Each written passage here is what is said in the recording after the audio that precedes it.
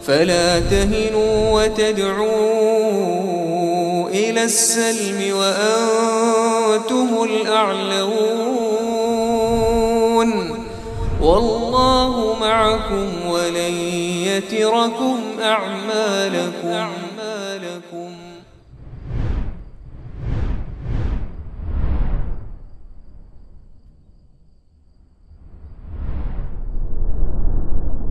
أشهد أن لا إله إلا الله وحده لا شريك له وأشهد أن محمدا عبده ورسوله.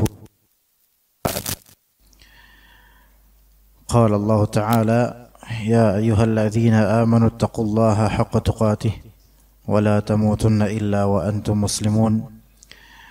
يا أيها الناس اتقوا ربكم الذي خلقكم من نفس واحدة وخلق منها زوجها وبث منهما رجالا كثيرا ونساء واتقوا الله الذي تساءلون به والأرحام إن الله كان عليكم رقيبا.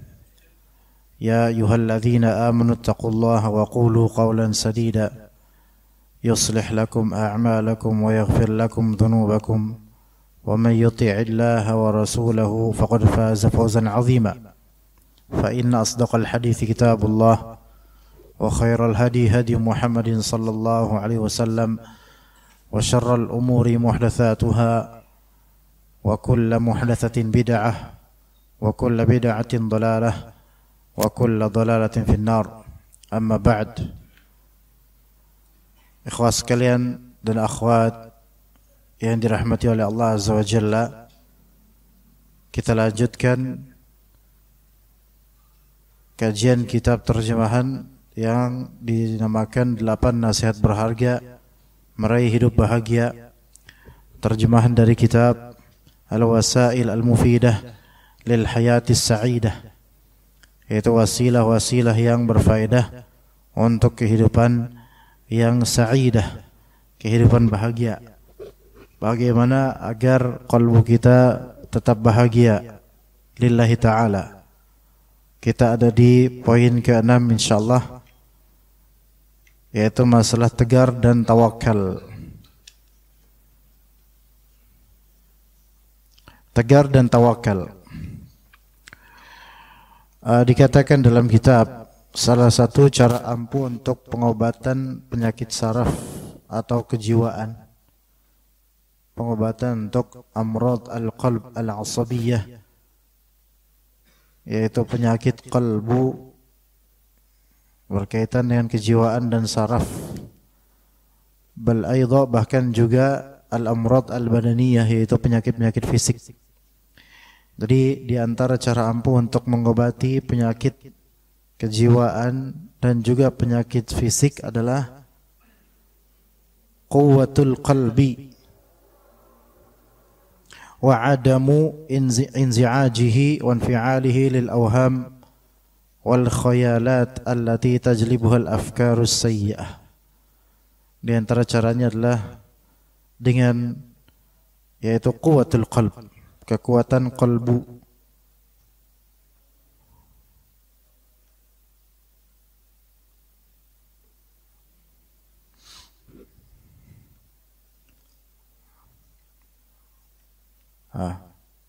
Ada apa? Ada sesuatu? Oh, baik. Kekuatan qalbu.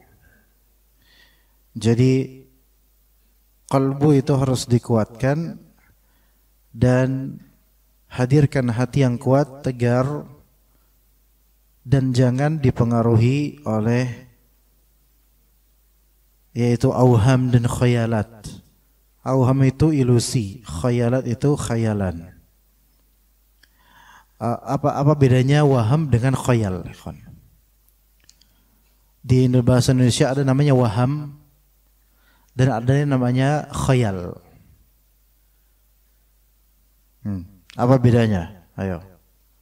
Orang Indonesia sendiri nggak tahu karena tidak memaknai dua kata ini dari derivasi asalnya dari bahasa Arab. Ya, waham dan khayal. Waham itu masuk ke persangkaan yang kemungkinan benarnya itu kecil sekali dan kemungkinan salahnya lebih besar. Itu waham. Itu waham, ya. Waham itu adalah suatu persangkaan tentang hal yang mana persangkaan tersebut kemungkinan salahnya itu lebih besar daripada kemungkinan benarnya. Itu waham. Oke? Ya. Jadi waham itu suatu persepsi yang posibilitas salahnya itu lebih mungkin dibandingkan benarnya. Tapi waham ini tidak sampai ke ilusi. Beda. Waham dengan ilusi beda. Ilusi itu khayal. Ilusi itu khayal. Nah, khayal itu menunjukkan empty, kosong. Khalin, yaitu kosong. Khayal itu berarti nonsense. Kalau waham itu masih ada make sense-nya, tetapi posibilitas terwujudnya itu sangat kecil. Itu waham. Ya, itu bedanya, ikhwan.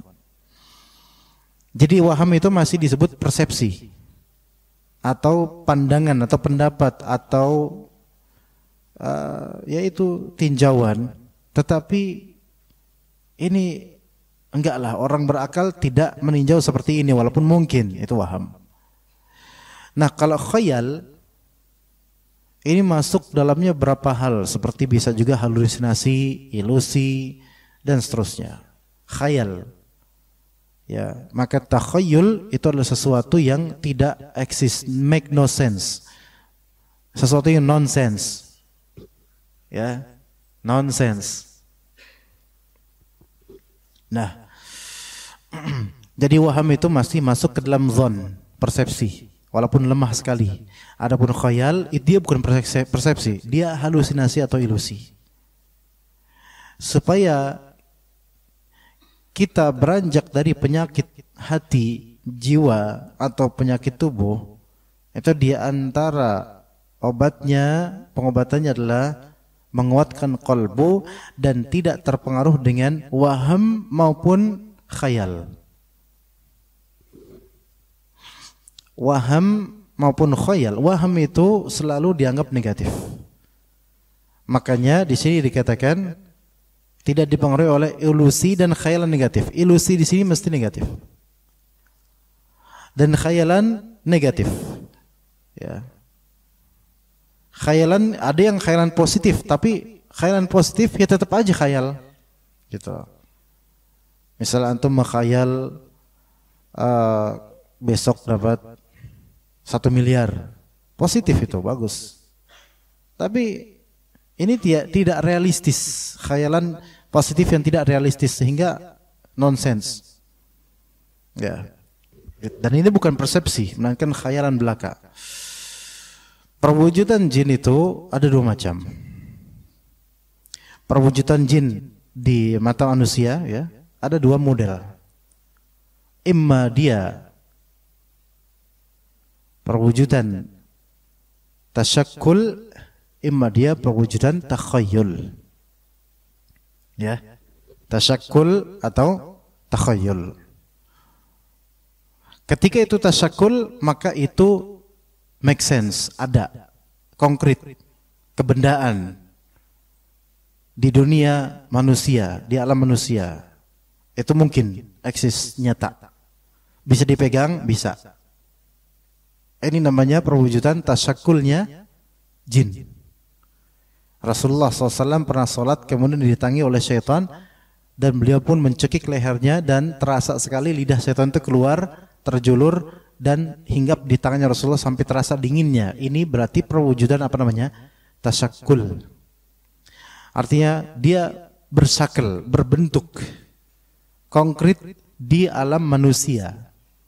Yang mana kata Rasulullah SAW, seandainya aku tidak ingat doanya Nabi Sulaiman alaihissalam, maka aku akan mengikatnya di lapangan Madinah dan dijadikan dia mainan anak-anak. Ini menunjukkan jin itu bisa bertasyakul kalau ketangkep dan dia tidak bisa lari dari penangkapan itu, maka dia bisa disimpan atau dibunuh di alam dunia manusia ini. Dan itu real.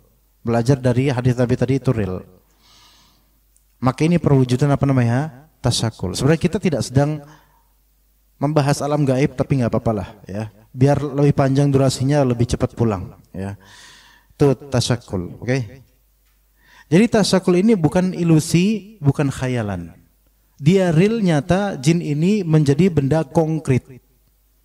Ya, terasa, dipegang, kena. Ini bisa. Khalid bin Walid diutus oleh Rasulullah SAW, disebutkan dalam kitab Syiar A'lam Nubala, ya, biografinya Khalid bin Walid radhiyallahu anhu. Rasulullah SAW mengutusnya untuk membunuh Uzza, dan Uzza itu suatu berhala. Maka ketika Khalid bin Walid datang pengen menghancurkan berhala itu, maka enggak bisa dihindari oleh orang-orang pemujanya, maka mereka pun menyerahkan kepada berhala itu. Dan keluarlah dari berhala itu seorang yang buruk sekali penampakannya. Ya, rambutnya panjang, gimbal, wajahnya buruk rupa, dan kemudian payudaranya menjuntai ke bawah. Maka kemudian Khalid bin Walid menebas lehernya dan mati seketika, dan setelah itu tidak ada lagi penyembahan terhadap Uzza. Taib, itu yang keluar dari patung itu siapa? Jin. Yang mana jin itu berusaha untuk melawan Khalid bin Walid, sehingga menjadi benda konkret di alam dunia manusia, dan ditebas lehernya seperti menebas leher makhluk yang konkret.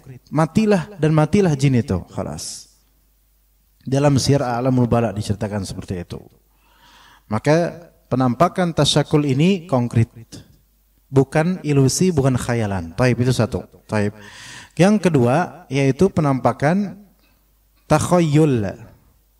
Ada tasyakul, ada takhayyul. Nah, takhayyul ini yaitu penampakan yang nonsens, artinya tidak ada. Artinya tidak ada. Ini terbagi menjadi dua macam. Penampakan takhayyul terbagi menjadi dua macam. Takhayyul basari itu pertama, dan takhayyul zihni. Kok kita jadi bahas setan loh? Nggak apa-apa kan? Iya, karena kan biasanya kan kita punya jin korin masing-masing. Jinnya ini lagi dibahas nih para jin, ya. Jadi ada penampakan takhayyul basari dan ada penampakan takhayyul zihni. Basari itu apa? Mata. Maksudnya adalah mata manusia melihat jin. Ya, melihat jin. Nah, ini bisa jadi melihat jin, yaitu dia melihat jin gitu di dunia nyata gini, alam gini, normalnya melihat jin, tapi sebenarnya jin itu tidak konkret di alam dunia manusia, sehingga mungkin cuma dia doang yang ngelihat, yang lain tidak ngelihat. Bisa seperti itu, bisa. Bisa juga semuanya ngelihat, tapi sebenarnya itu nggak ada di situ. Lah kok pada bisa ngelihat mata-matanya disihir oleh jin? Ini sebagaimana di kisah Nabi Musa alaihissalam. Ketika para penyihir melemparkan tali-tali mereka berubah menjadi ular. Sebenarnya itu tetap tali. Tetap tali. Tapi mata mereka disihir oleh para jin, termasuk Nabi Musa, matanya diperlihatkan itu adalah ular, sehingga ketakutan Nabi Musa alaihissalam. Maka ini penampakan apa? Takhayyul basari. Gitu. Ya, kalau antum ngeliat jin, makin tahu ini takhayyul basari atau tasyakul beneran, lempar pakai batu atau bawa pentungan. Kalau tung gitu kerasa, berarti tasyakul. Kalau gini terus ternyata hilang atau nembus, berarti ini takhayyul. Paham di sini, kawan? Bisa dicoba. Mungkin ini malam apa ya? Selasa, Rabu, Kamis ya, nanti insyaallah ke kuburan sendiri gitu kan.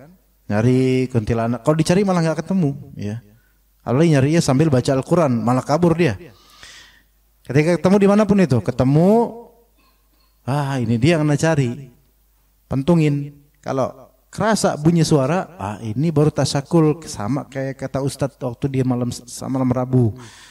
Kalau ternyata nembus, ini takhayyul, enggak real. Kita disihir matanya. Baik, kemudian takhayyul zihni. Takhayul dzihni ini yaitu cuman di pikiran doang. Dia yang kita ngelihat, kita lewat di jalan mana, terus kok kerasa ada yang ngeliatin ya di sana gitu. Pasti nggak ada. Iya, nggak ada. Kan kadang-kadang gitu kan? Kayak anak sekarang, anak ngerasa banyak yang ngeliatin. Iya, tapi ini wujud semua. Anak nggak tahu yang tasyakul apa bener apa manusia atau enggak, wallahu alam. Tasyakul jangan, kok ini antum memang musyakal manusiawi. Ya, jadi kita itu takhayul dzihni. Di benak gitu loh. Dan ini halusinasi kalau ini. Tapi bagaimana kalau misalnya dia di benak juga tapi dia ngelihat? Biasanya anak indigo kayak gini. Ini menjamak antara takhayul dzihni dan basari gitu loh. Nah, yang seperti ini tetap halu. Makanya anak indigo, orang indigo itu totally ahli halu mereka. Iya, kalau mereka bilang ke antum itu di antum tuh ada jin maung, ada pocong, ada jin korin, ada jin nasab, ada 4 di antum. Maka antum bilang aja antum takhayul. Beneran anak lihat akhi? Iya antum lihat tapi antum halu. Beneran anak lihat? Iya coba buktikan apa yang antum lihat. Terus komparasi dengan ahli anak indigo lainnya, pasti terjadi khilafiyah. Iya, biasanya terjadi khilafiyah. Enggak, di anak kelihatannya 5, enggak anak 4, anak 3, anak 2, anak 1, semuanya ahlu halu wal jamaah semuanya. Maka semuanya takhayul. Nah, sekarang kalau misalnya seseorang ditimpa musibah, kemudian dia mengikuti waham dan mengikuti khayalan, enggak bakal sembuh dia dari musibah yang menimpa kalbunya. Maka dikatakan di sini, sebab bila seseorang sudah mau menerima khayalan-khayalan, maka hatinya akan memberikan reaksi terhadap berbagai pengaruh dari luar, gitu. Dan itu sahih. Ini bukan ya kajian, ini bukan judulnya, benar nggak? Takutnya anda dari tadi ngomong-ngomong salah lagi, benar? Sahih kan? Alhamdulillah. Nggak, takutnya anda udah terlanjur ngomong, antum nggak enak mau interupsi. Takutnya bukan ini, ya tapi insya Allah inilah. Sebab bila seseorang sudah mau menerima khayalan-khayalan, maka hatinya akan memberikan reaksi terhadap berbagai pengaruh dari luar, seperti perasaan takut terhadap penyakit dan lain sebagainya, atau perasaan marah.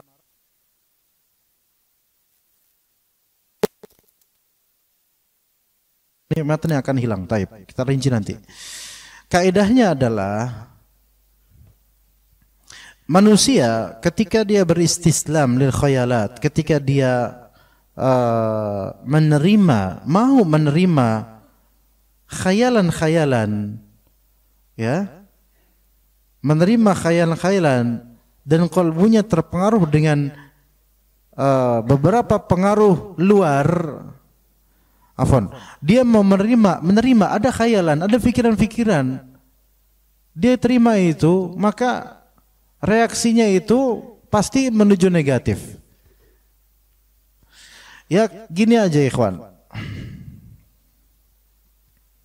kita ketika sakit, ya, itu kadang yang menambah penyakit itu adalah sugesti negatif, persangkaan negatif atau khayalan negatif.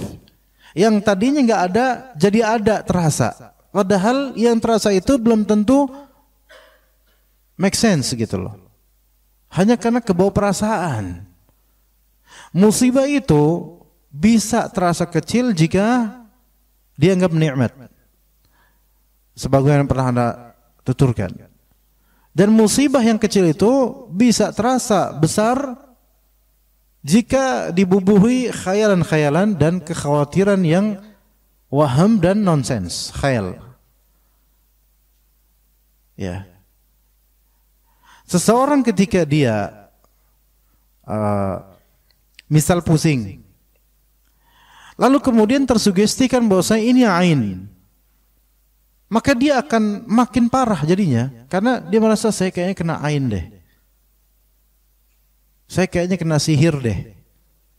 Yang kadang-kadang yang seringkali itu bukan sihir sama sekali. Tapi karena dirinya menerima khayalan dan sugesti negatif atau persepsi yang buruk negatif, maka itulah yang menjadi anggapannya.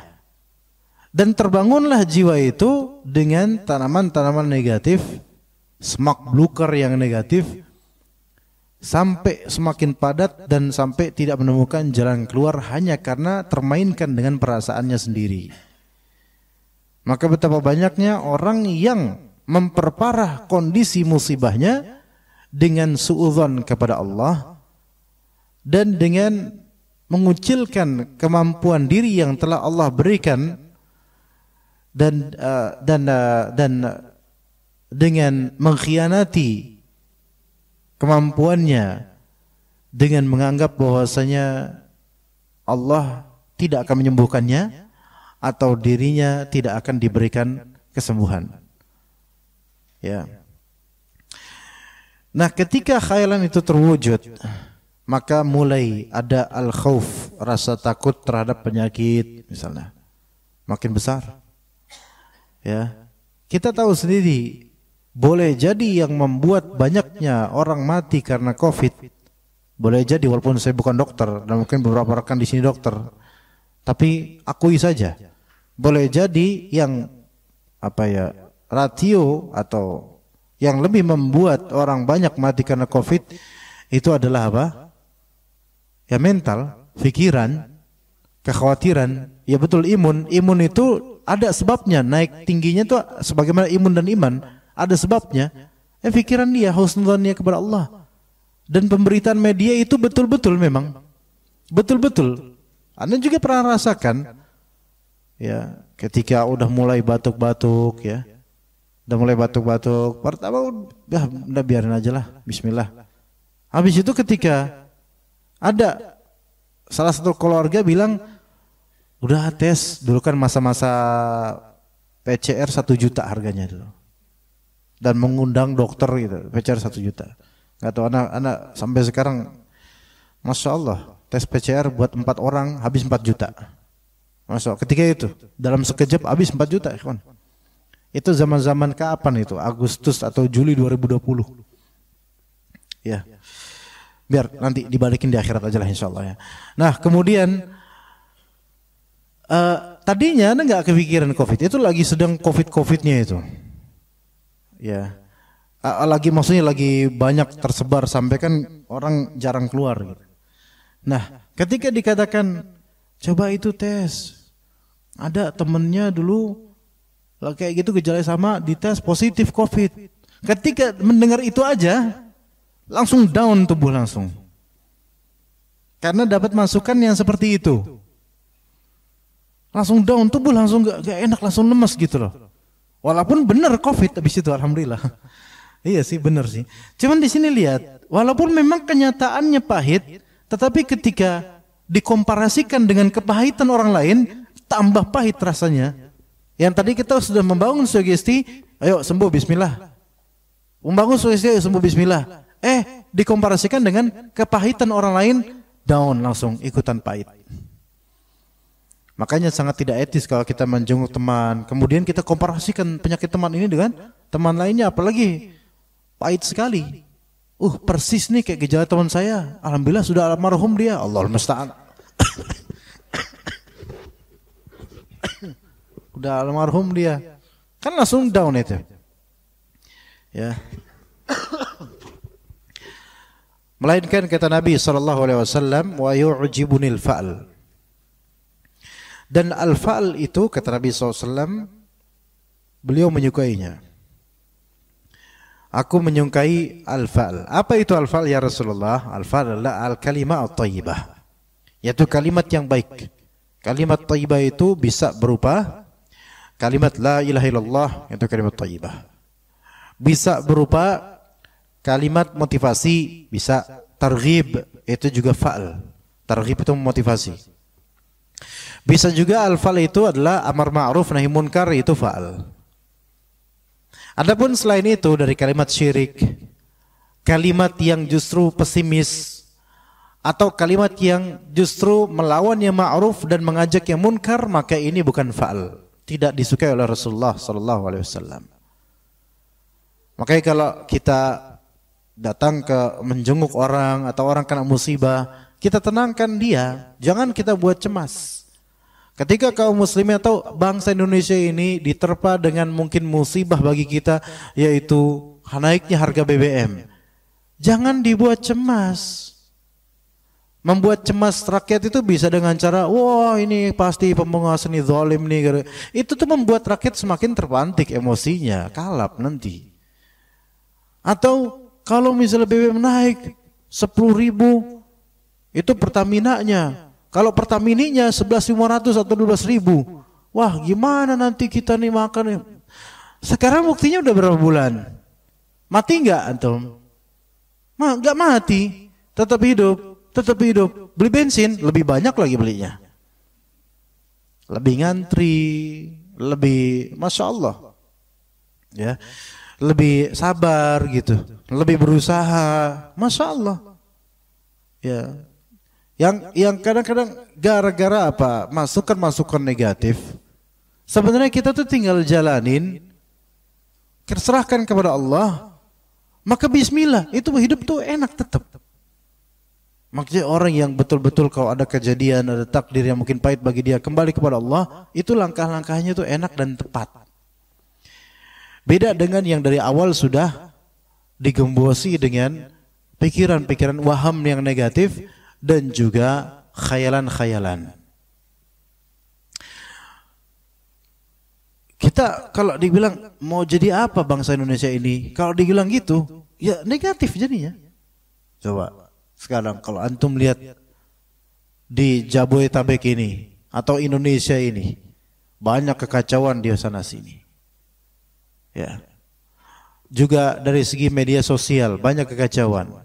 Kalau kita ngeliat negatifnya aja, kemudian kita memikirkan dan banyak masuk waham-waham yang negatif dan khayalan-khayalan, maka kita akan putus asa. Akhirnya tambah pusing kita. Tapi coba kalau kita katakan umat ini milik Allah, bumi ini milik Allah, dan Rasulullah SAW sudah menyatakan dengan pasti tetap akan ada di umat ini, yaitu kaum yang zahirina al-haq, yang akan terus membela kebenaran. Iya, ya. Jangan pernah merasa misalnya kita nih dakwah sunnah, misal, ya ini kalau misalnya nih misal di satu masjid diusir, nggak bisa dakwah di sini, udah nggak bisa dakwah sunnah, ditutup di sini, close. Apakah itu the end of every story? Enggak. Katakan itu the beginning of the beautiful story. Ngerti nggak tuh mana ngomong apa? Begitulah pokoknya lah. Ya, begitu. Permulaan dari cerita yang indah, insya Allah. Itu alihkan dengan yang motivasi yang positif, sebagaimana kata Nabi, wa yu'jibunil fa'al. Kalimat thayyibah, kalimat yang baik itu disukai oleh Rasulullah SAW. Enggak. Bukankah seperti yang dikatakan, yang Anda masih teringat pertanyaan beberapa DKM, saat gimana kemarin ada dari ormas tertentu ini supaya dakwah Wahabi ini yang suka mengkafirkan orang ini maksud dakwah Wahabi, dakwah sunnah itu dilarang oleh pemerintah aja, diusulkan begitu oleh salah satu ormas. Maka dia bilang, insya Allah nggak bakal, kata anak. Itu kan positif ya, insya Allah nggak bakal. Sebagian ada ketakutan, waduh ini bakal dibredel, kemudian kita bakal dianggap teroris dan sebagainya. Kita bilang nggak bakal. Kenapa? Ya karena kita dengar sendiri pengajian mereka, Allahumma salli ala Sayyidina Muhammad wa ashghilil zalimin bizzalimin. Gitu. Apa artinya? Ya Allah, ashghil, doa ashghil, yaitu sibukkanlah orang-orang yang zalim dengan orang-orang yang zalim. Kira-kira kita udah dakwah baik kayak gini, normal, nggak ngapa-ngapa, sesuai Quran Sunnah dan baik isi insyaallah. Kira-kira kalau kita diberangus, dihilangkan, itu kira-kira zalim nggak? Kira-kira zalim. Orang zalim pasti akan disibukkan dengan orang zalim. Mereka kan doakan begitu. maka mereka akan disibukkan juga oleh orang-orang mereka juga. Dan itu yang akan terjadi. Makanya ikhwas sekalian, kita ini dakwah sunnah nanti gimana, dakwah sunnah ini gimana, sepeninggal Ustadz Kibar kita gimana, antum suudzon sama Allah. Dahulu sebagian dari sahabat Nabi Muhammad juga berpikiran seperti itu. Nabi Muhammad wafat gimana, goncang, bahkan sebagian murtad, nggak kuat. Tapi Abu Bakar tetap dia imannya, masya Allah. Bahkan sampai Umar radhiyallahu anhu, beliau nggak percaya Nabi Muhammad wafat. Abu Bakar tetap teguh dan menasihati Umar bin Khattab. Sesungguhnya Allah itu maha hidup dan tidak akan mati. Kita menyembah Allah Azza wa Jalla. Iya. Jadi jangan tersibukkan dengan khayalan-khayalan dan pikiran-pikiran supaya kalbu kita itu tetap sehat. Walaupun sekarang ini masya Allah memang harus lebih diligent lagi, lebih tawakal lagi, dan juga bisa terpengaruh, bisa atau khayalan-khayalan itu bisa menjadikan adanya perasaan marah dan merasa terganggu sekali dengan hal-hal yang menyakitkan. Misal seorang perempuan, istri misalnya, dia risih dengan suaminya. Dia khawatir suaminya punya simpenan lah, suaminya nikah lagi diam-diam lah, atau kalau nggak diam-diam terang-terangan lah. Pokoknya takut dengan itu. Maka obatnya apa? Obatnya adalah al-kalimatut thayyibah. Tadi kata Nabi SAW, wa yu'jibunil fa'al. Katakanlah kalimat yang baik. Yang tadi Anda sebutkan la ilaha illallah. Itu oke. Sebutkanlah juga mau'idhah hasanah, targhib, anjuran, nasihati suami baik-baik. Kalau memang ada indikasi menuju ke sana. Atau amar ma'ruf nahi munkar, ingatkan. Ya, tetapi kalau memang suami ternyata mampu berbuat adil dan dia bisa, insya Allah ya nggak usah dicegah. Kalau mencegahnya malah bukan amar ma'ruf, bukan nahi munkar, ini nahi ma'ruf. Mencegah suami yang mampu poligami dan maslahat buat dia dan nafkah itu semua lancar aja, maka ini mencegahnya bukan nahi munkar, melainkan nahi ma'ruf. Ini nyari masalah sama Allah nanti jadinya. Tapi kalau dia tahu bahwa suaminya belum mungkin, belum bisa, masih begajulan, masih nggak bisa berbuat adil, maka cegah. Tapi cegahnya ini dengan cara yang baik. Nah, setelah kita tawakal sama Allah, istri tawakal sama Allah, mencegah dengan cara yang baik, tidak geradakan, tidak meninggi di atas suaminya, maka udah serahkan ke Allah dan jangan disibukkan dengan waham dan khayalan-khayalan yang itu tidak ada juntrungannya, dan boleh jadi itu malah permainan syaitan untuk perempuan ini. Dan betapa banyaknya yang kayak gitu.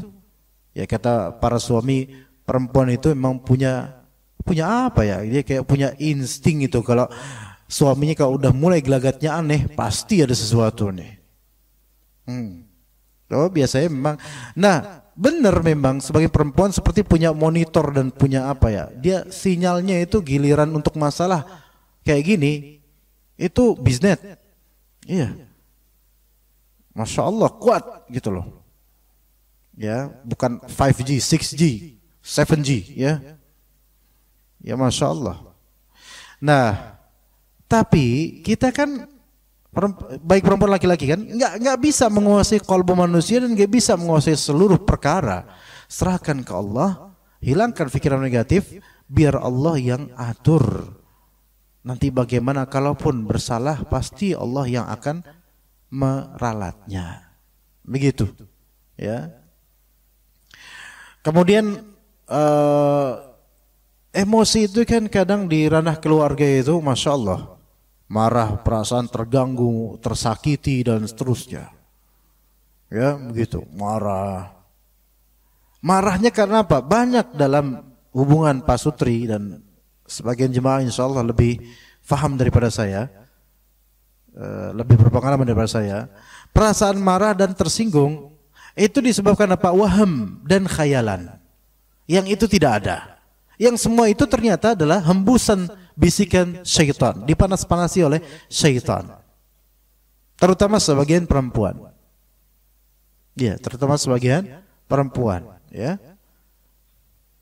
Atau karena memikirkan musibah yang akan menimpa. Kalau nanti terjadi gimana ya? Atau kenikmatan yang akan hilang. Nanti kalau itu terjadi, ya kita nggak gini lagi dong, dan seterusnya. Tenang. Allah yang atur kok. Soal rezeki misalnya. Ya. Sekarang saya pengen nanya, siapa di antara antum yang dagang, ikhwan? Ayo. Nah, Mas Bro. Antum dagang apa? Martabak apa nih? Manis telurnya juga enggak? Enggak, kenapa yang manis dong? Kenapa? Kan lumayan martabak manis, ada martabak telur biasanya. Telur enggak suka. Terus habis pas dagang udah dimakan sendiri, enggak? Taib, dulu sebelum martabak manis dagang apa? Atau istiqomah dari awal sampai akhir? Batu bara? Hah? Coba dagang banyak, apa aja coba sebutin sok. Jus, brownies, kue pukis. Kue pukis itu kayak pancong gitu bukan? Oh ya. Apa lagi? Sotang. Sosis kentang, masya Allah, sotang. Iya, sotang. Masya Allah, banyak ya antum kulinernya, masya Allah. Udah punya food court antum sekarang enggak? Udah punya food court enggak? Enggak. Sekarang di mana? Di pinggir jalan atau gimana? Keliling, jamaah tablik. Apa tadi Anda dengar jamaah tablik dia bilang? Hah? Pakai gerobak. Anda dengar jamaah tablik ya? Pakai gerobak gitu? Masya Allah. Didorong. Semoga Allah berkati kemartabakan antum insyaallah. Maksudnya semoga Allah berkati perdagangan antum untuk martabak. Enggak apa-apa, jihad itu, jihadnya antum. Enggak masalah. Antum siapapun di sini yang mencari penghasilan halal tidak terhinakan sama sekali dengan itu semua. Sama sekali, wallah. Enggak terhinakan dengan itu semua, ya. Nah, di sini kan lihat antum dulu pernah susahnya di mana? Di dagang apa dulu? Pas paling susahnya itu enggak lakunya? Kue pukis. Kenapa begitu? Karena enggak enak? Enak. Oh, masih sekolah. Sekarang? Masya Allah. Antum udah nikah belum? Masya Allah. Udah belum nikah tapi udah Masya Allah banyak mencoba berdagang. Masya Allah, barakallahu fiik. Terus nanti kalau martabak nggak laku gimana? Ya iya, enggak, bukan maksudnya nggak ada lagi yang mau beli atau sudah ditahdzir oleh tukang martabak lain atau gimana? Hah? Ikhtiar terus, cari yang lain. Ada nggak peluang lain misal jual apa gitu misalnya? Belum. Tapi kalau misalnya martabak gagal, seberapa sedih antum? Udah nggak ada rasa ya karena udah biasa ya. Iya, ya begitu, bagus ya gitu. Tadi jadi optimis gitu ya. Hidup terus ngalir gitu. Ya nanti akan Allah pertemukan kok dengan produk yang item yang lebih afdol insyaallah. Mudah-mudahan Allah bukakan buat antum cabang-cabang dagangan yang insyaallah berkah insyaallah. Amin. Ya ana juga usia antum berapa? 24. Allah, 19. Tapi dari topinya kok miring gitu kayak udah 30. Kayak udah pusing gitu ya. 19, Masya Allah, barakallahu fiik. Anda dekat usia antum itu ketika anak kuliah, sejujurnya Anda juga dagang. Di pasar kaget, pasar rakyat, pasar biasa, Anda dagang pepes, jualan pepes juga. Seperti antum juga, ya maksudnya pakai etalase gerobak yang kalau jalan itu berisiknya minta ampun sampai diketahuin teman-teman Anda. Seperti itu, tapi ya udah bismillah aja, ya. Anda dengar suara azan ini benar suara azan kah? Ya salam. Ya khalas kalau gitu kita lanjut ba'da azan insyaallah taala. Kita lanjut pembacaan insyaallah ba'da azan. Wassallallahu ala nabiyyina Muhammad wa ala alihi wa sahbihi ajma'in. Bismillah. Alhamdulillah. Wassalatu wassalamu ala Rasulillah amma ba'd.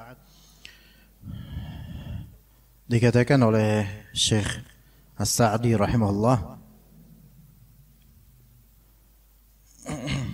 dampak buruk dan bahayanya sudah banyak diketahui oleh banyak orang, yaitu semua itu yang hal-hal tadi terpengaruh secara eksternal seperti kabar-kabar yang negatif, menimbulkan pikiran-pikiran dan waham-waham serta khayalan yang buruk. Itu akan menenggelamkan seseorang di dalam kesedihan, penyakit jiwa maupun jasmani, dan menghancurkan batinnya.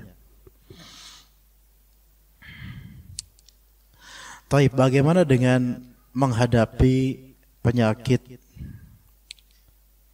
yang disebabkan santet atau sihir, ya, atau disebabkan ain, terutama pada sebagian remaja putri, terutama pada sebagian remaja putri, ya. Yang sahih adalah remaja putri ini memerlukan sosok ibu dan juga sosok laki-laki yang selalu siap untuk membimbingnya dan mengayominya dan bersabar dengannya. Ya, ini kasus terjadi di beberapa keluarga. Dan hasil kejadiannya berbeda. Ada yang hasilnya adalah anak perempuan ini gila, padahal aslinya cantik, baik, Masya Allah. Tapi karena hasad teman-temannya, dan betapa hasad itu lebih mudah pada perempuan karena lebih berperasaan, bisa menjadi gila, beneran gila, dan secara realistis tidak bisa disembuhkan walaupun oleh psikiater karena sudah kadung hancur. Nah, ada juga di keluarga lain yang ternyata tadinya anak gadis ini kena ain, namun alhamdulillah dengan treatment yang sabar dari keluarganya atau sebagian keluarganya, Allah Ta'ala selamatkan. Tentu semua ini takdir Allah Azza wa Jalla. Tetapi ikhtiar manusia dan ketegaran keluarga dalam masalah seperti ini itu sangat-sangat diuji. Ya. Sebagian dari orang awam mindsetnya adalah kalau udah anak perempuan kayak gini, udah sulit, udahlah. Sampai ada beberapa anak perempuan gadis putus sekolah karena masalah seperti ini, kena ain, karena didengki dan diiri oleh teman-temannya sendiri, dan teman-temannya mungkin gak bermaksud untuk mencederai dia. Mungkin awalnya bukanlah santet, bukanlah sihir, awalnya bukan santet atau bukan sihir. Dan ingat bahwasanya sebagian dari efek ain itu lebih buruk daripada sebagian efek sihir, karena sihir itu berderajat. Enggak semua sihir itu kuat, ikhwan. Kadang sihir itu sesuai kontrak, sesuai tujuan yang itu kecil tujuannya. Kadang tujuannya cuma apa? Supaya warungnya tutup. Kan itu masih kecil, ikhwan, tujuannya. Yang besar itu tujuannya mati, sampai dia mati, itu ada. Itu sihir beragam. Dan ain kalau misalnya tidak ditreatment dengan baik, ya, tidak dimindsetkan dengan positif, tidak diayomi dengan baik, tidak dizikirkan dengan baik, maka bisa lebih buruk efeknya dari sihir. Dan nanti keluarga seolah-olah melihat ini kayaknya sihir deh, padahal asalnya bukan sihir. Tapi karena ain kemudian jadi stres, gila, akhirnya syaitan banyak masuk, menempati jiwanya. Na'udzubillah min dzalik. Sampai di beberapa rumah tangga, beberapa tetangganya itu sudah ada yang sudah paham kalau setiap jam sekian selalu terdengar suara tangisan di kamar putri itu. Tangisan kuntilanak lah, yang nangis ya putrinya itu, perempuan itu yang nangis. Entah dia kesurupan atau memang udah jiwanya seperti itu. Nah, ketika di suatu keluarga terjadi yang seperti ini, maka pertama wajib semuanya bertakwa kepada Allah, karena tidaklah suatu musibah terwujud melainkan karena sebab ulah tangan manusia. Maka ini ujian dan fitnah. Nah, yang paling harus sering mendekatinya adalah ibunya, atau yang mewakili ibunya dari perempuan yang punya kekerabatan dengannya. Misal kakaknya perempuan, kakak perempuannya. Itu yang paling harus lebih dekat padanya, karena lebih kena di perasaannya gitu. Dan harus betul-betul bersabar menghadapinya, ibunya ini. menghadapi anak putrinya yang seperti ini, karena bisa jadi dia akan ngamuk, ini itu, stres, dan tiap hari curhat nggak ada hentinya dan seterusnya. Harus sabar, harus tiap hari menjalani hidup bersamanya. Dan juga juga butuh minimal satu orang laki-laki, karena bagaimana perempuan butuh laki-laki.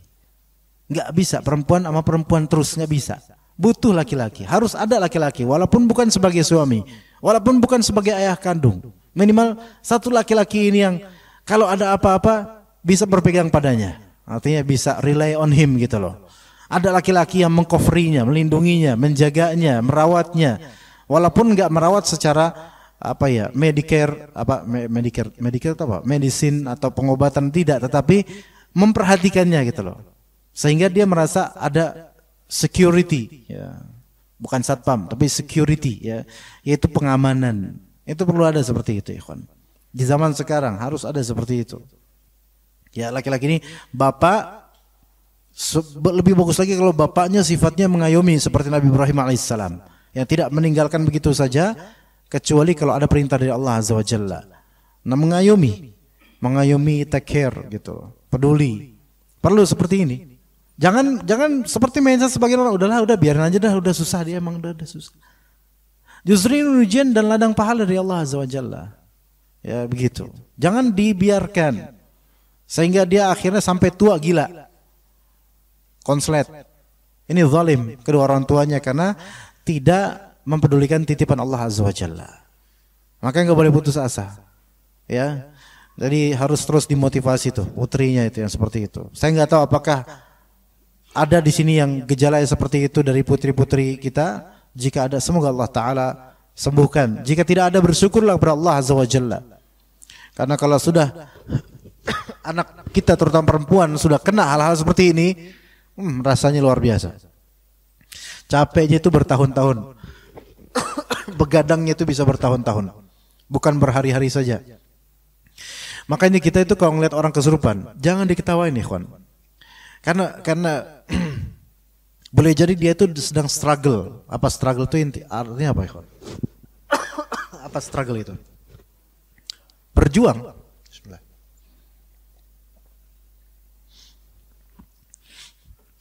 Saya ada murid juga, ikhwan, waktu dulu di tahun berapa, 6 tahun 7 tahun lalu mungkin. Di kajian kesurupan, beberapa akhwat kajian kesurupan. Ada di antara celotehan dari salah satu dari akhwat pengajian, Masya Allah, akhirnya aku melihat juga orang kesurupan, ya. Aduh, kasihan banget gitu. Kalimat-kalimat yang sebenarnya menertawai gitu, apa ya. Akhirnya aku melihat juga ya orang kesurupan. Oh, kayak gitu ya kesurupannya. Gitu ngomongnya di grup WhatsApp-nya pengajian. Dan itu ada orang kesurupan juga ada juga di situ yang membacanya. Ya. Ini enggak tahu, akhwat ini enggak tahu rasanya kesurupan. Apalagi perempuan. Enggak tahu rasanya gitu loh. Padahal bisa jadi itu sangat-sangat sakit atau ini anak bukan kesurupan ya, ini anak kayak gini apa gatel ini. Enggak tahu kenapa, Allah alam. Ya. Jadi ketika ada yang seperti itu diperhatikan, dirawat baik-baik, jangan ditinggalkan. Apalagi perempuan yang memang mudah sekali untuk dihasut oleh syaitan. Mudah sekali berubah terhasut oleh syaitan. Baik, yang kedua tentang tawakal, ikhwas sekalian. Dikatakan oleh Syekh As-Sa'di rahimahullah, jika hati bersandar kepada Allah, bertawakal kepada Allah, tidak menyerah pada prasangka-prasangka buruk, tidak dikuasai khayalan-khayalan negatif, yakin dan mengharapkan sekali karunia Allah, maka akan terusirlah perasaan sedih dan hilanglah berbagai macam penyakit fisik dan jiwa. Fisik dan jiwa, ingat, fisik dan jiwa. Penyakit fisik sembuh kalau kita husnudzon sama Allah. Kalau kita tidak terikutkan dengan prasangka negatif, khayalan negatif, insya Allah cepat sembuhnya. Iya, cepat sembuhnya. Tapi kalau misalnya diikuti dengan perasaan negatif, kayak susah nih sembuhnya kayak itu, ya khalas. Oke, anggaplah misalnya penyakit memang impossible, lu nggak bisa sembuh, dokter nyerah, taib. Oke, kita tutup posibilitas itu. Tetapi jangan selesai di situ, melainkan alihkan bukan kepada prasangka negatif lagi, bukan. Tapi ke hal yang positif, yaitu jadikan ini sebagai ladang pahala. Enak, insya Allah. Misal, seseorang mengalami kebutaan, ya, dan nggak ada biaya untuk merawat penyembuhan terhadapnya, bahkan nggak mungkin. Ada Syekh nama Syekh Fahad Al-Kandari, hafizahullah. Beliau ahli Al-Quran, insya Allah. Semoga Allah menjaga beliau dan juga timnya. Itu meliput banyak orang-orang yang hafiz Quran di dunia ini, yang berprestasi, yang punya kecacatan. Kemudian banyak orang-orang barat atau manapun yang masuk Islam gara-gara Al-Quran dengan izin Allah Azza wa Jalla. Nah, suatu ketika beliau mewawancari ada seorang dari Mesir atau mana, pemuda masih belia, mungkin usia belasan tahun, yang mungkin usia SMP atau SMA. Tapi mungkin gak sekolah. Tapi dia hafal Al-Quran. Dan anak muda ini buta. Buta dan dia bisa hafal Al-Quran dengan kebutaan. Padahal dulu gak buta. Allah Ta'ala jadikan, takdirkan dia buta. Dan setelah dia buta, dia berusaha menghafal Al-Quran dan hafal Al-Quran. Masya Allah. Maka suatu ketika itu ditanya oleh Syekh Fahad, ini engkau sudah hafal Quran dengan keadaan buta seperti ini, tidakkah engkau minta kepada Allah supaya disembuhkan kebutaanmu ini? Maka apa kata dia? Jangan, tidak. Aku betah dengan kebutaan ini, karena dengan kebutaan ini aku punya kelebihan daripada umumnya orang sekarang, yaitu mataku dijaga oleh Allah Azza wa Jalla. Pandangan mataku dijaga oleh Allah dari yang haram, benefit yang kita nggak dapat.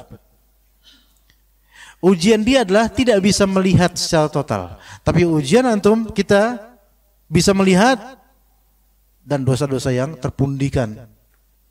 Ya, ajib. Ya. Jadi ketika impossible, secara realistis nggak mungkin untuk sembuh, maka dialihkan kepada hal yang positif, yaitu ini ladang pahala saya. Nggak dapat dosa dengan pandangan mata. Masya Allah, Masya Allah. Maka kalau kita sudah mentok, ya memang hanya Allah Ta'ala, kepadanya lah kita meminta pertolongan. Tapi kalau memang khalas, tidak mungkin kita nggak bisa ngapa-ngapain lagi, ya khalas, jadikan ini positif sebagai ladang ibadah. Bagaimana Siti Hajar radhiyallahu anha ditinggalkan oleh suaminya Nabi Ibrahim alaihissalam di tempat yang gersang, biwadin ghairi dhi zar'in 'inda baitikal muharram, di suatu lembah. Nah, ketika itu lembah, antum kan tahu lembah. Lembah itu kan berarti antara bukit-bukit. Sebagaimana Ka'bah sekarang itu kan lembah sebenarnya. Di antara bebukitan. Karena namanya di antara bebukitan itu kan angin itu kan seliwuran daerah situ. Itu satu. Kemudian binatang-binatang kan juga suka ke lembah. Apalagi kalau misalnya sudah mulai ada sungai, misal. Itu dua. Kemudian tidak ada penduduknya sama sekali. Siang itu sangat panas dan malam hari tak ada selimut kecuali debunya, pasirnya. Udah gitu berdua aja, sama anaknya yang baru lahir, Masya Allah. Itu keadaan yang untuk sekarang impossible to find. Gak mungkin bisa ditemukan ada orang senasib seperti itu. Namun ketika Nabi Ibrahim berpaling kembali ke Baitul Maqdis, kembali ke Filistin, menuju ke istri pertama Siti Sarah, maka ila aina ya Ibrahim, mau kemana ya Ibrahim? Lihat, seorang perempuannya ditinggal suaminya, gimana nggak nanya? Ila aina, mau kemana? Ila aina ya Ibrahim. Ya. Kemudian kata Siti Sarah, Allahu amarka bihadza, apakah Allah yang memerintahkanmu kita berbuat seperti ini? Yaitu aku ditaruh di sini dengan Ismail, engkau kemudian pergi, apakah itu Allah yang perintahkan?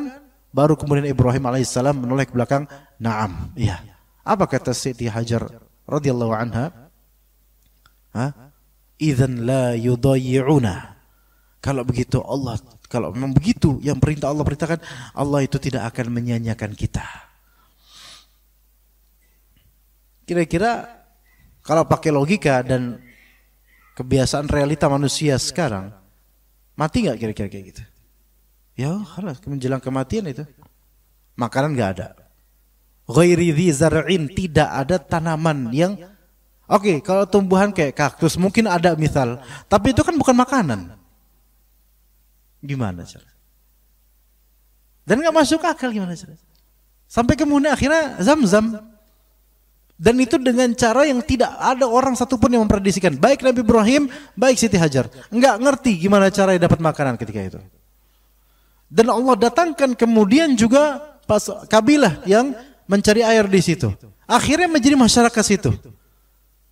Lihat. Ketika Allah sudah punya rencana dan tata cara, maka walaupun semua manusia tidak masuk logikanya, maka Allah Ta'ala Maha Kuasa. Begitulah hasil dari tawakal, ikhwas kalian. Makanya kata Allah Azza wa Jalla disebutkan dalam ayat At-Talaq ayat 3, "Wa may yatawakkal 'ala Allah fahuwa hasbuh." Barang siapa yang bertawakal kepada Allah, maka Allah itu sudah cukup buat dia. Allah itu akan mencukupkannya, lebih dari ekspektasi dia, di luar dugaan dia, di luar sangkaan dia, dari arah yang tidak dia sangka. Karena itulah Allah Ta'ala ternamakan dengan Al-Latif. Yang tadi Anda bilang, yang tadi kita bacakan, "Ala ya'lamu man khalaq wa huwal latiful khabir." Bagaimana mungkin Allah tidak mengilmui, tidak mengetahui pihak yang Allah ciptakan itu kita. Allah Ta'ala tahu tentang kita, mendengar doa-doa kita, mendengar rintihan kita. Bagaimana mungkin Allah tidak tahu sementara dialah yang menciptakan kita? Bagaimana Allah tidak tahu sedangkan Allah Ta'ala selalu ada urusan dengan seluruh makhluknya tanpa kecuali. Maha tahu. Al-Latif Al-Khabir. Al-Latif, di antara makna dari Al-Latif itu apa? Yaitu Allah Subhanahu wa Ta'ala menjawab doa-doa dari arah yang tidak disangkakan oleh si pendoa itu sendiri. Enggak disangkakan. Maka itulah thamarah dan buah dari tawakal kepada Allah Azza wa Jalla. Kalau seseorang menyerahkan urusan bertawakal kepada Allah, maka Allah akan memberinya rizki min haitsu la yahtasib. Tapi kalau orang menyerahkan urusannya kepada auham, ilusi, dan kepada khayalat, takhayul yang ada di pikirannya, maka yang dia dapatkan itu adalah frustrasi, depresi, stres, bingung, tidak endless, tidak ada juntrungan, tidak ada akhirannya. Ya. Nanti ujungnya pengen bunuh diri lah, ujungnya pengen gini dan seterusnya, depresi. Ya, maka kita ini nggak boleh menyerah, tidak boleh menyerah kepada pikiran kita sendiri. Tapi kita harus menyerah kepada Allah Azza wa Jalla. Ke orang-orang yang bunuh diri, mengakhiri hidupnya dengan frustrasi, na'udzubillah min dzalik, itu enggak percaya sama Allah, bagaimana? Dan itu adalah orang yang hancur logikanya. Walaupun dia menyandang diri logis atau enggak dia enggak logis. Karena dia enggak berpikir, kalau sekarang masa ini sulit sekali, sebenarnya Allah berikan kita kemampuan dan lapangan rezeki insyaallah. Kenapa enggak sekalian kamu itu stres sejak masih orok, masih bayi di kandungan? Karena ketika itu kan kamu enggak bisa ngapa-ngapain. Siapa yang ngurusin? Ibu? Enggak. Allah Azza wa Jalla. Kenapa enggak stres sekalian sejak di bayi ini, jadi bayi di dalam rahim stres karena enggak bisa kerja, enggak ada makanan. Lah, disuplai sama Allah. Rezeki disuplai sama Allah. Dan kenapa burung-burung itu enggak stres? Padahal mereka nggak bisa kerja, mereka nggak punya skill yang dipelajari, nggak ikut kursus. Tapi Allah rancang untuk mereka rezeki dan Allah jamin itu. Maka kata Nabi SAW, "Lau annakum tatawakkaluna 'ala Allah haqqa tawakkulih, la razaqakum kama yarzuqut tayra taghdu khimasa wa taruhu bitahna." Sekiranya kalian bertawakal kepada Allah dengan sebenar-benar tawakal, maka pasti Allah Ta'ala akan rezekikan kalian sebagaimana burung yang Allah rezekikan. Kama yarzuqut tayr, at-tayr burung. Yang mana taghdu khimasa. Ghada yaghdu itu pergi di pagi hari. Maka kita lihat burung itu rata-rata, umumnya burung, kecuali burung-burung malam ya, kecuali burung nokturnal beda ya. Burung pada umumnya mereka pagi hari itu berkicau. Anda nggak tahu apa artinya, insya Allah tasbih lah, mereka zikir lah. Mereka berkicau. Dan mereka mencari makan sana sini. Dan antum ngelihat mereka dari ranting-ranting, dahan ke dahan, pohon ke pohon, daerah ke daerah, bahkan ada yang safar hijrah jauh. Pagi hari. Taghdu khimasa dalam keadaan khimas. Khimas yaitu perut yang lapar. Bukan antum doang ya, bukan kita. Burung juga lapar. Perut yang lapar itu di pagi hari. Dan kita lihat di waktu duha. Bahkan di waktu setelah subuh bagaimana kicauan mereka. Masya Allah. Taghdu khimasa wa taruhu bitana. Di sore hari yang mereka kembali pulang ke sangkar, ke apa namanya? Bukan sangkar. Sarang, ya ke sarang mereka dengan bitana, perut kenyang. Perut kenyang. Tawakalnya burung. Kenapa di sini Rasulullah SAW mengkiaskan dan mengajak kita untuk mentadaburi dan mentafakuri burung? Karena hatinya para penghuni surga itu seperti hatinya burung. Gimana hatinya burung? Bebas. Ya kan? Maksudnya bebas di sini apa? Bebas dari penyakit hati burung itu. Coba, burung ada nggak dendam sama antum? Yang ada sebaliknya kan? Iya. Ketika nggak dapat makanan ini, ya udah cari yang lain. Ini umumnya burung ya, beda dengan burung-burung yang predator. Nah, itu kita umumnya burung aja, burung-burung jinak biasa. Ya. Itu mereka apa adanya khalas. Bahkan untuk esok hari, itu mereka tidak memikirkan makan apa, menunya apa, enggak mikirin. Kita kadang kepikiran, ntar di masjid ada kebuli enggak ya? Enggak ada. Ya, ini sebagai usulan aja, ya. Ya kan? Ya bukan berarti seorang suami atau istri adalah besok bodo amat lah makan apa. Nggak punya duit nggak apa-apa lah, makan nggak makan yang penting hidup. Ya nggak gitu juga, ntar mati juga kan kalau nggak makan. Mungkin zaman sekarang memang kebutuhannya lebih besar ya, jadi perlu dipikirkan, tapi jangan terlalu fokus, jangan menjadikan pikiran besok hari makan apa itu sebagai suatu kekhawatiran, karena itu jaminan Allah. Jaminan Allah, apalagi kalau punya duit, ya itu nggak usah mikirin, gampang lah besok insyaallah. Ya. Yang lebih penting itu kita tuh selamat apa enggak gitu loh. Halal atau haram itu yang lebih penting. Jadilah seperti burung yang bebas hatinya. Tidak ada hasad antar mereka. Kadang memang rebutan, tapi udah habis itu mereka terbang masing-masing, cari rezeki masing-masing. Bismillah, alhamdulillah. Hatinya seperti hati burung, sehingga dalam mengais rezeki itu enggak sikut-sikutan. Enggak sikut-sikutan, khalas. Rezekinya rezeki dia, khalas. Beruntung kalau seseorang sudah kenal manhaj salaf dan soal rezeki dia tidak sikut-sikutan. Masya Allah, beruntung. Karena namanya duit itu enggak kenal manhaj. Siapapun bisa terbius dengan urusan rezeki dan duit. Sehingga pakaian manhajnya dihilangkan dulu. Urusan duit beda lagi nih, akhi. Manhaj. Atau sebagian orang tuh manhaj itu hanya urusan kita tuh jangan demo, itu baru manhaj. Udah itu doang. Selain itu bukan manhaj.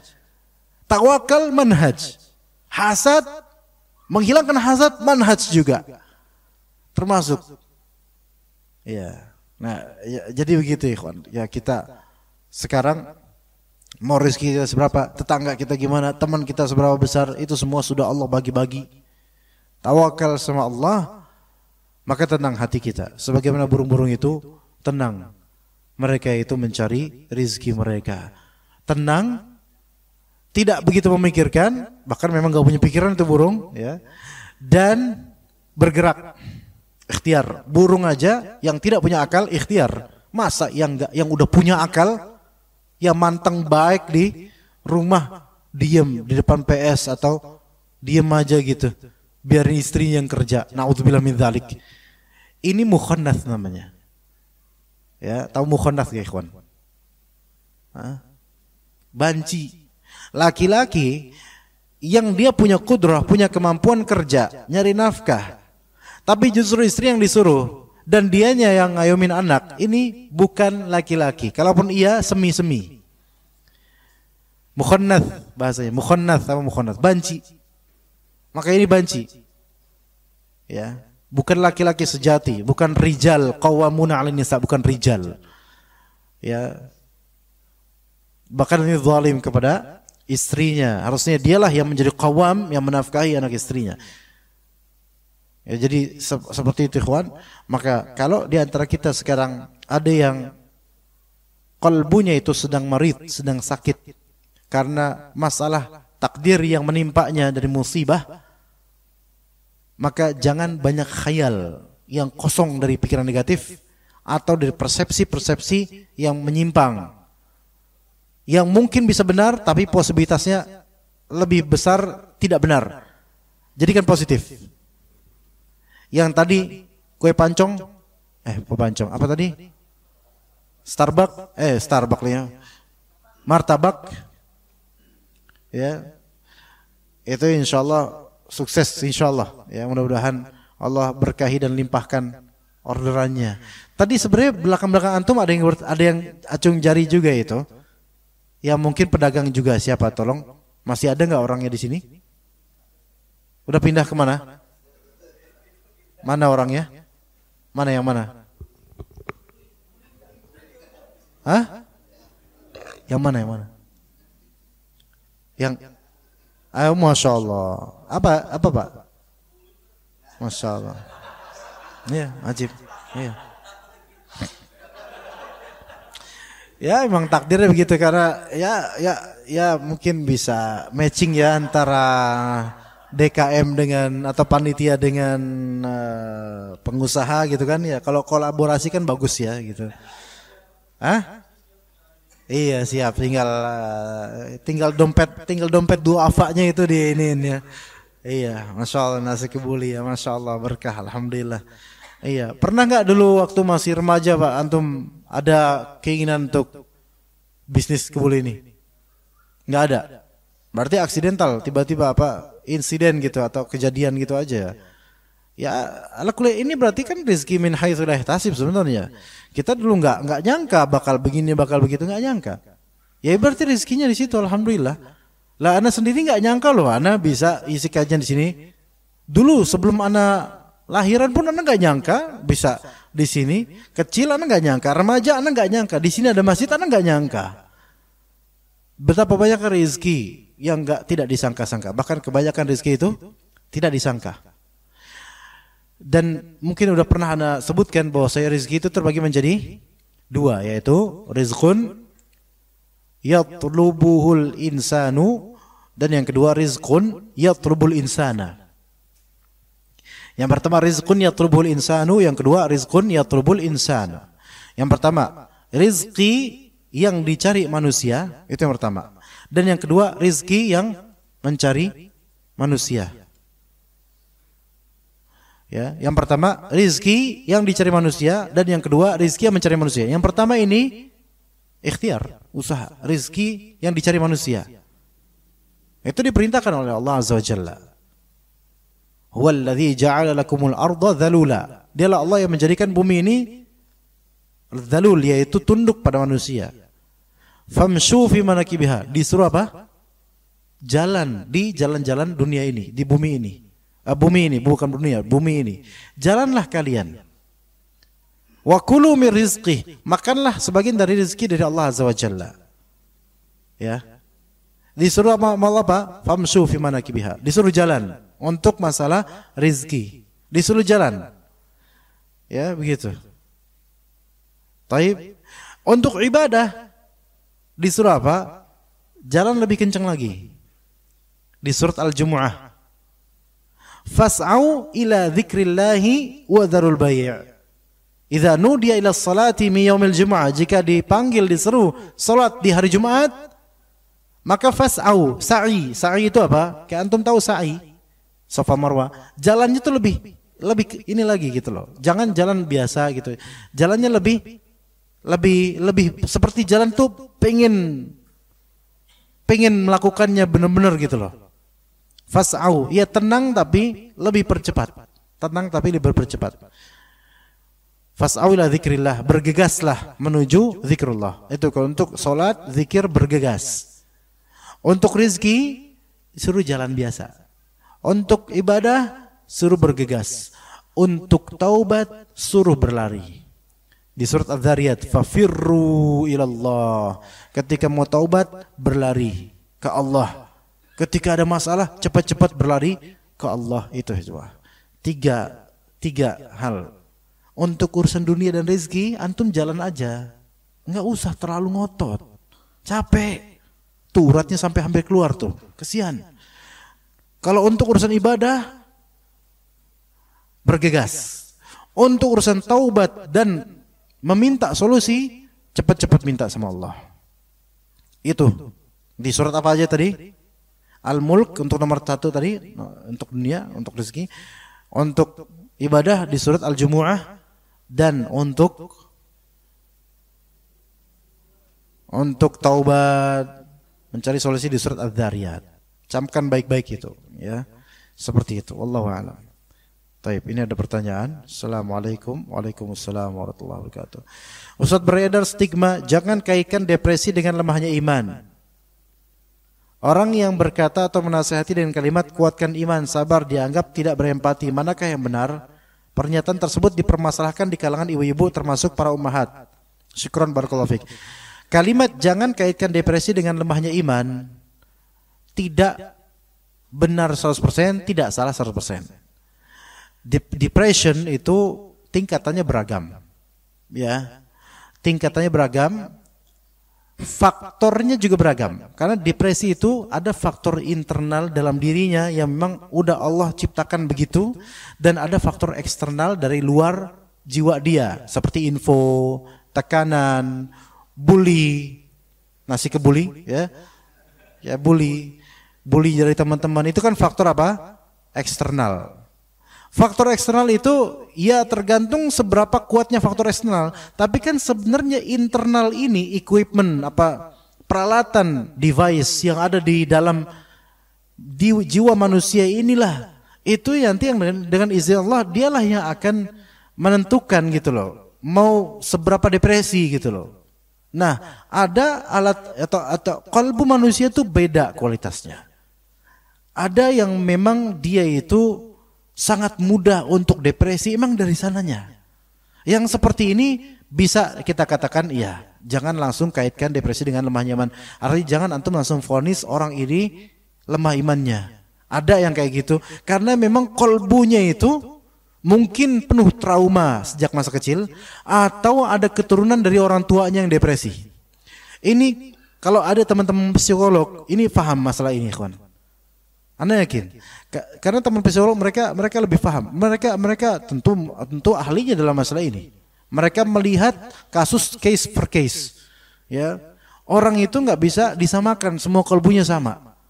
Ada orang yang memang hatinya tuh beda kualitasnya. Dia kalau mengalami tekanan, dia langsung responnya itu buruk sekali gitu terhadap tekanan itu. Ada yang seperti itu. Ya, bahkan ada psikolog itu lagi kan kadang ada kantornya kan, psikiater ya namanya, psikiater gitu, kantor psikiater di mana, di barat atau di Indonesia, Anda lupa ceritanya itu ketika ada pasien kan udah ngambil nomor, udah siap mau konsultasi, nunggu lama banget, kok nggak dipanggil ya sama dokter, sama psikiater di dalam ruangannya. Pas kemudian akhirnya kan udah terlalu lama, akhirnya orang kantor itu mendobrak, ada apa, ternyata psikiaternya lagi gantung diri, mati. Ini psikiater nih. Ini psikiater loh. Psikiater aja depressed. Kenapa? Karena terlalu banyak kabar-kabar eksternal yang masuk kepadanya gitu. Nah, makanya dalam dunia psikolog itu strata 1 itu dibatasi. Curhatan orang kepadanya dibatasi kuantitinya, jangan terlalu banyak. Karena denger curhat orang tuh beban loh buat kita, beneran. Iya, ngeliat muka orang susah aja kadang beban buat kita. Apalagi kalau dia curhat, tambah ngilu hati ini. Iya. Nah, jadi kalbu manusia beda-beda. Faktornya beda-beda. Yang membuat kalbunya tuh vulnerable itu belum tentu karena masalah iman, belum tentu. Bisa juga karena kalbunya orang ini sudah dihantam duluan sejak kecil oleh seorang ayah yang wataknya keras misalnya, ibu yang durhaka sama suaminya di depan anaknya, itu bisa membangun traumatik gitu loh. Dan itu wajar jika kedepannya anak itu tuh vulnerable gitu loh. Anak ini dari kecil dibentak sama ayahnya, ya bisa seperti itu. Atau secara fisik juga ada konsletnya juga tuh, kesalahan gitu, ya, sehingga berpengaruh. Karena kan ada kepercayaan sebagian nenek-nenek dulu, anak itu dari kecil kan suka kaget-kagetan gitu kan, kalau kita gini ting gitu langsung kaget dia kan. Itu sebenarnya wajar kagetnya anak, kagetnya bayi yang baru lahir kayak gitu. Tapi kemudian bayi itu dipecahin balon dekatnya, dor. Kata nenek supaya kebiasaan, jadi nggak kagetan. Ya ini bahlul mati nanti dia. Iya. Terus kan jadi jantungnya itu kan mengalami pause kadang-kadang. Jadi kadang bisa jadi kerusakan. Nah nanti ketika gede ternyata karena konsletnya jantung ini, kemudian ketika ada permasalahan, kagetan terus frustrasi, ini nggak ada kaitannya dengan iman. Ya kita bisa nasihati kamu sabar ya, tapi ini bukan masalah sabar nggak sabar juga. Masalahnya dia udah rusak dari segi hardware, kalau bahasa komputernya itu hardwarenya itu udah rusak. Mau diganti susah, nggak ada suku cadang, ya kan? Nggak begitu. Tapi umumnya masalah depresi emang masalah iman. Umumnya. Namun kasus-kasus spesial ada yang bukan masalah iman, tapi umumnya masalah iman. Karena umumnya manusia normal. Bagaimana dengan Jepang misalnya? Mereka ketika depresi, mulai kegagalan, mereka akan bunuh diri. Sampai ada satu hutan di Gunung Fuji, suatu hutan di kaki Gunung Fuji namanya Aokigahara. Itu kalau bahasa Inggrisnya the Sea of Trees, yaitu lautan pohon. Dan itu binatangnya jarang, sepi itu hutannya. Namun di situ kasusnya puluhan ribu yang sudah bunuh diri di situ. Ketika orang Jepang depresi, itu secara diam-diam menyelinap datang ke hutan itu, bikin tenda dan udah lakukan sampai mati di situ. Ada yang gantung diri lah, ada yang minum racun lah, dan seterusnya. Kalau ternyata dapat inspirasi dan kemudian taubat, balik lagi ke itu. Tapi jarang yang seperti itu. Namanya juga hutan kan, setannya banyak, kemudian ya dibisikin, ya ada. Ini masalah iman bukan? Kalau ini masalah iman, tapi juga ada pengaruh mental dari tradisi, mindset, urf yang berlaku. Jadi itu faktor eksternalnya, seperti itu. Ya. Orang yang berkata atau menasihati dengan kalimat kuatkan iman, sabar, dianggap tidak berempati, ini juga tidak selalu benar. Bahkan ini salah kalimat ini. Kita jangan menyalahkan orang yang menasihati kuatkan iman, sabar. Sekarang gini, Rasulullah SAW ketika ada seorang perempuan kena penyakit epilepsi, itu kan semi kesurupan. Udah kayak kesurupan, dia kalau udah itu nggak sadar sampai kebuka auratnya, Rasulullah saya suka kena epilepsi, sora. Yang kadang ahli tafsir mengatakan ini termasuk penyakit kesurupan. Sebagian mengatakan ini bukan kesurupan, tapi penyakit kejiwaan, kegangguan dia jiwanya. Al-muhim seperti itulah. Nah kemudian ya Rasulullah, tolong doakan saya supaya sembuh. Maka Rasulullah berikan dua opsi, ya kan? Satu, aku bisa doakan, kemudian engkau sembuh. Tapi ada opsi kedua, kamu harus bersabar dan kamu akan dapat surga. Lihat. Ya, kamu bersabarlah, nanti akan dapat surga. Aku pilih surga ya Rasulullah, tapi tolong tetap doakan aku supaya auratku tidak tersingkap, ya kan gitu. Lihat, ya. Berarti di sini apakah Rasulullah berarti nyuruh apa? Ini epilepsi loh, epilepsi termasuk penyakit yang berbahaya juga, ya kan? Yang ada kaitannya dengan depresi juga, gitu loh. Tekanan dan kemudian stres jadi kayak gila dan semisalnya. Maka Rasulullah itu sebenarnya menganjurkan secara nggak langsung sabar, kamu dapat surga. Maka perkataan bahwasanya menasihati orang yang stres atau depresi dengan kalimat sabar, sabar yondo, sabar. Ini nggak ada kaitannya dengan sabar. Lah ini kalimat yang nggak sabar malah. Ini salah. Kalau dibilang orang yang menasihati dengan sabar tidak berempati, maka ini salah. Justru kita tuh harus terus mengatakan sabar.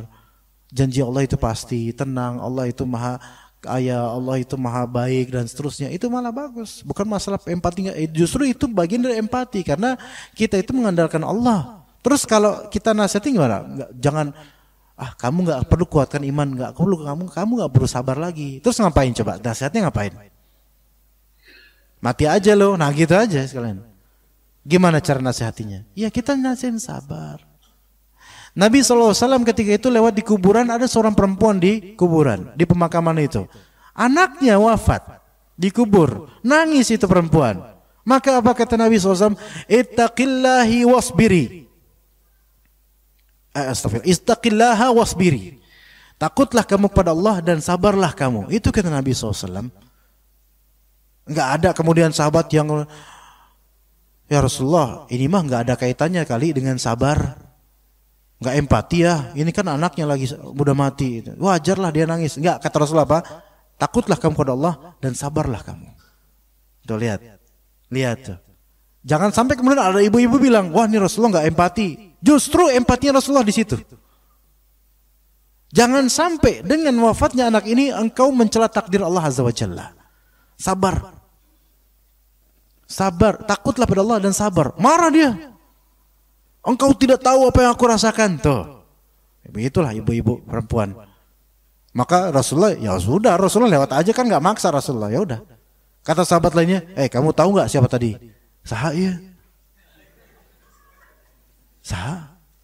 Itu Muhammad Rasulullah. Langsung bergegas itu perempuan. Ya salam, langsung bergegas. Rasulullah di rumahnya, kemudian langsung mengetuk, ya Rasulullah, ya, maafkan aku tadi. Kata Rasulullah apa? Innamas sabru 'inda sadwatil ula. Sesungguhnya sabar itu, sabar yang hakiki yang kuat itu ada di pukulan yang pertama. Artinya ketika antum kena musibah langsung sabar, itu baru benar. Itu baru sabar yang sempurna.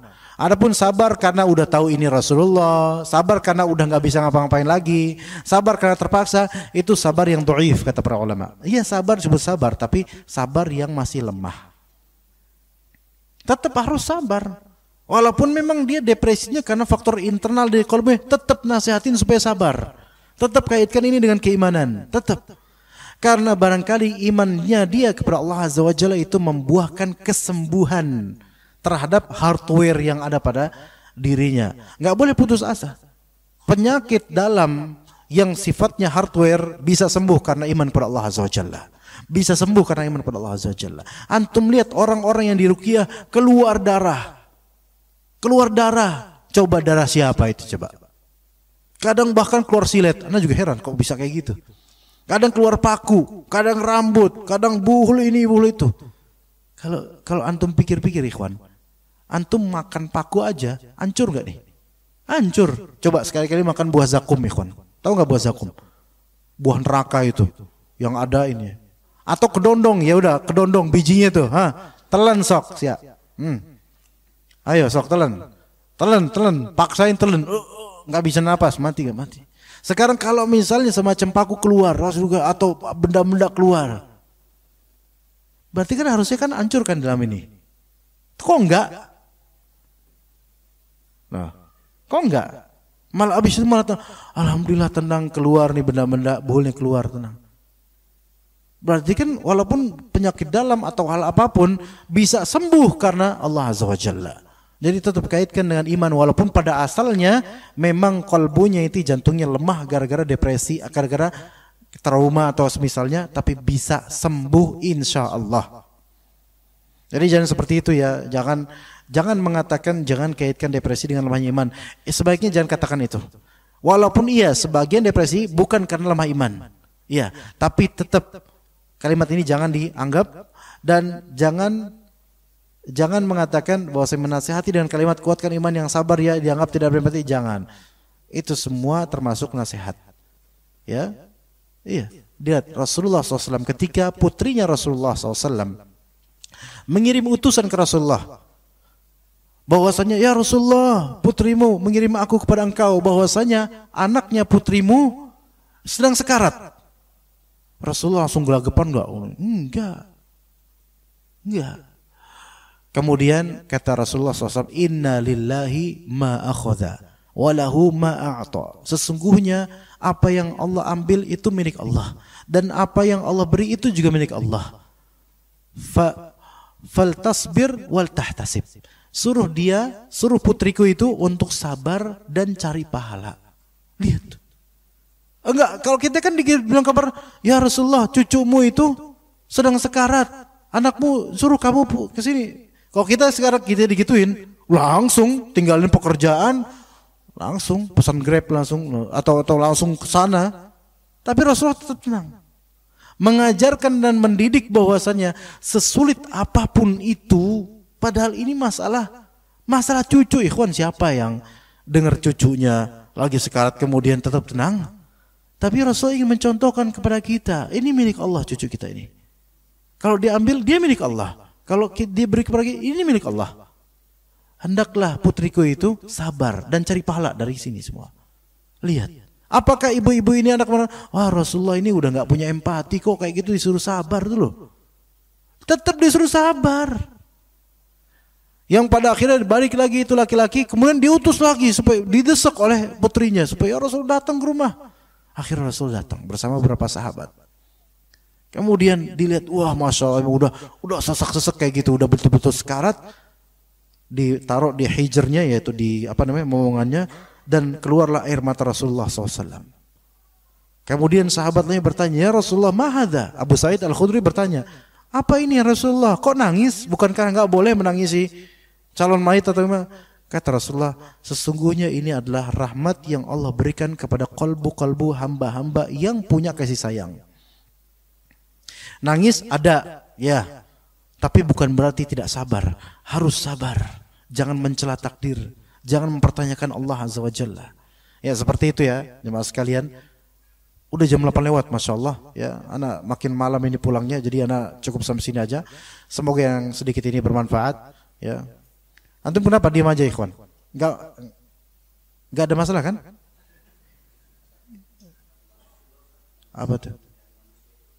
Kenapa tuh dia? Rezeki yang mencari manusia? Belum apa? Oh itu gampang, dipikirin coba. Rezeki yang mencari manusia kayak apa? Ya rezeki min haitsu la yahtasib, rezeki yang datang tanpa disangka-sangka, itu rezeki yang mencari manusia. Ya iyalah.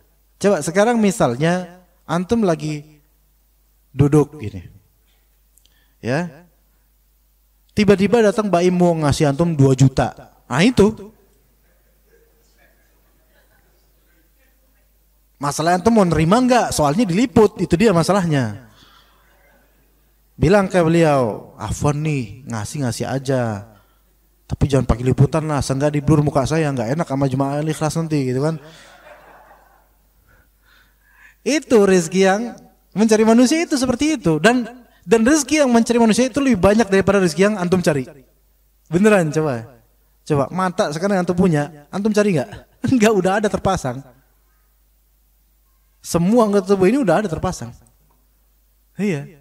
Tiba-tiba menjelang Ramadan dapat sarung aja. Dari siapa nih? Nggak tahu. Dia kasih aja dari KM. Alhamdulillah. Beli nggak? Enggak. Punya planning beli sarung aja nggak ada. Dapat tiba-tiba. Iya. Pulang kajian dapat nasi kebuli tiba-tiba. Nggak ada. Nggak ada. Apa nih anak? Bercanda. Jangan jadi beban. Jangan jadi beban. Anak tidak sedang mencari rezeki kebuli. Enggak. Ini contohnya supaya teringat ke antum. Iya. Nah, itu rezeki yang mencari manusia seperti itu, dan kebanyakan begitu. Nyari jodoh. Capek-capek nyari ini. Nyari ngejer kemana-mana sampai ujung kulon, nyari terus enggak dapat. Tapi tiba-tiba ditawarin. Mas, kamu mau enggak sama anak saya? Masya Allah. Pas banget Pak, saya lagi beringas ini saya apa nih? Ya, alhamdulillah Pak. Dan ternyata lebih cantik misalnya. Ini rezeki yang mencari manusia gitu. Maksudnya rezeki mencari manusia, rezeki yang Allah takdirkan tanpa kita menjadi penyebab dan tanpa ikhtiar kita gitu loh. Seperti itu. Wallahu a'lam. Wa sallallahu ala nabiyyina Muhammad wa ala alihi wa sahbihi ajma'in. Subhanakallahumma bihamdika asyhadu an la ilaha illa anta astaghfiruka wa atubu ilaik. Wassalamu alaikum warahmatullahi wabarakatuh.